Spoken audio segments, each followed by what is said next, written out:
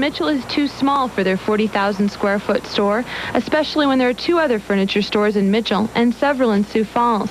Barbara says competition is good, but independent stores face the possibility of being left behind as the furniture industry changes. If we look back 20 years, it's been a wonderful business. But as we look ahead the next 20, our business is changing dramatically. And as I said before, our current structure is just simply not a good investment. But Barbara says she's sorry to see Johnson's doors close, because for her family, the store wasn't just about the furniture. It's about the people they employed and those they did business with. In Mitchell, Beth Fuller, News 5. It's been more than 6 weeks since the devastating bombing at the Federal Building in Oklahoma City, but still there is a need for help, and many people around the country, including right here in Sioux Falls, are willing to provide that help. The Empire and Empire East malls in Sioux Falls, along with a network of 70 other malls across the country, have put up drop boxes for donations to go to the Oklahoma City Salvation Army. The money will be used for ongoing care and counseling for the victims. The malls hope to raise $900,000. Oklahoma City, in many respects, is very much like Sioux Falls, South Dakota.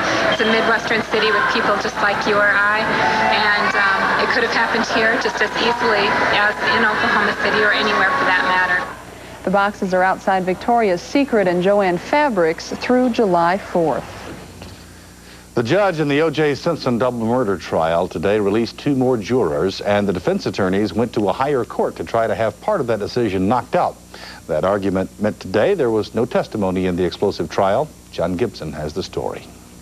The hotel at this moment, so the court will not proceed with the taking of any further evidence until... The judge announced he had bounced 2 jurors and the defense was fighting on 1. After the court made that ruling, Mr. Shapiro, on behalf of Mr. Simpson, requested leave of the court to file a writ with the Court of Appeal.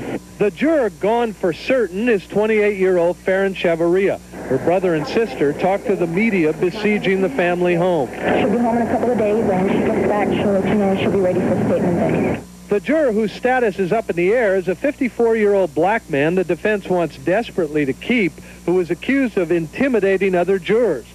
In court, while everyone is waiting for the Court of Appeal, an argument about whether O.J. Simpson can make a dramatic exit when the coroner shows pictures of the gaping and fatal wounds on the victims.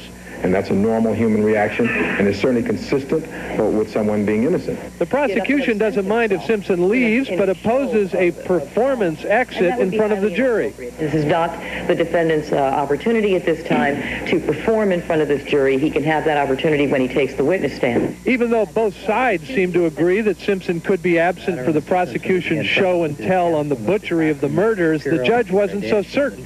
Put off a decision until he could read the law. And tonight, the California Appeals Court turned Trial. Mrs. Robertson, would you please draw the numbers of 2 alternates? The latest from the courtroom.